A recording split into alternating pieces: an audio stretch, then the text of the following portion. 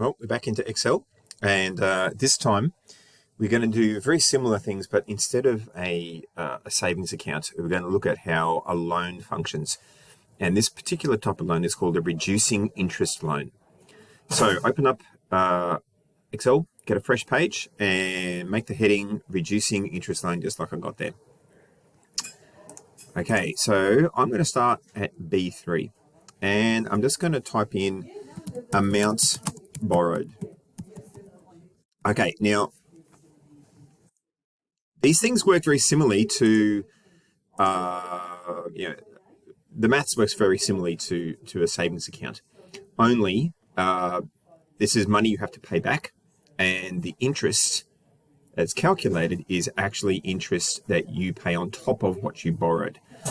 All right, so and rather than like a weekly or monthly amount that you deposit, instead it's a repayment. So we're going to go monthly. Many loans are paid monthly, and just for the sake of keeping it manageable, we're gonna do it monthly. Okay, and then we got the interest rate. Now the interest rates that they go with on loans are way bigger than what you would have just in a savings account. Okay, so let's say I'm borrowing $100,000. And let's say I can put aside $500 a month to pay, and I'm going to make the interest rate 4.65. Okay, now I'm going to just over here, I'm just going to go percent PA, percent per annum. All right, so get that typed up. You've got the amount that you're borrowing. You're going to try and pay it off at $500 a month, and that's the interest rate there. Now, we'll actually see whether that amount is actually going to work at all. Okay, so we are going to set up a very similar table as to what we had before, but instead of weeks, we're going to have months there. Okay, and we are still going to have P, R, and T, just like we had in the savings account. So P, R, T, and we'll calculate the interest, and then we'll have the balance. Okay, so the same headings as what you had before. We're going to go months. 1, 2, 3. Okay, now we're going to run this for 5 years. So 5 years is 60 months. 5 times 12 is 60. So let's get this run all the way down to 60. So remember how we just highlight those, get the cursor to be that black cursor there, and then just drag. And up, need to keep going. Just keep on going until you get 60, because that's 5 years worth. All right, so 60 months is 5 years. Righto. So the principle in this case is not how much you start the account off with, but it's how much you borrow. All right, so I'm going to go equals, and that's, in this case, it's D3. Click on there, enter. Okay, now my rate is that 4.65. So I'm going to go equals, what's that, D5?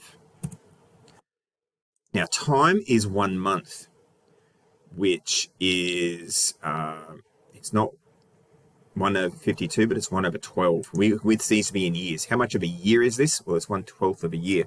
So equals 1 divided by 12. It's that 0.08. Now, by the way, just pause for a second. If yours ends up saying it's at looks like a date, if you go 1/12, you can assume that that's the 1st of December. If that's an issue, just go up here to number and click on this thing here and go number. Okay, and it'll sort it out as 0.08. Okay, but hopefully you won't have that issue. Okay, so let's calculate the interest. Just as we did before, we got P times R times T divided by 100. Start with equals, that's P times R times T divided by 100, enter. All right, so if you had borrowed $100,000 and the bank interest rate was 4.65.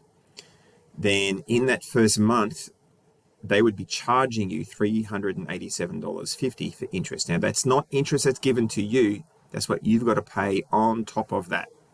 Okay? So, balance-wise, here we go. What is left in the loan at the end of that? Well, we've got the principal plus the interest. Okay? But now, this monthly repayment, that is stuff that it reduces by. You're paying it off $500 a month. So we're going to subtract the 500. In the savings account, you added that, but now we're going to subtract it. Okay, so you started off with $100,000 at the start of the month. And by the end of the month, you've got, what's that, $99,887.50. Okay, so before we get any further, let's do those absolute cell references. We want that rate to always be looking there. Okay, so I'm going to go $, $,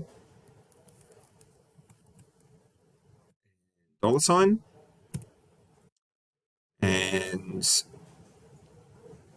over here, I want it to always look at the 500, which is D4. So it's subtracting D4 there. So I go $, $. Okay.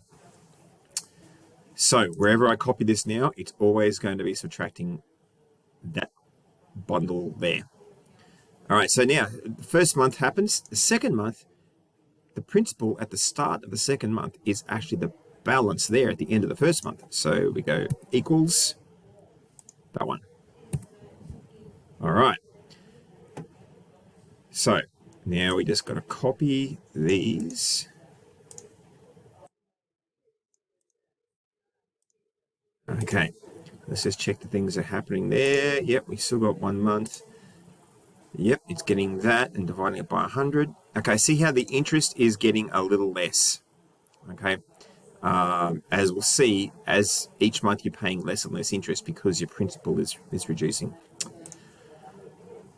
Okay, so now we just got to copy all the way. Now, if this was a home loan, they often go for 25 years. We're just going to run it for 5 years, which is those 60 months. So we go all the way down.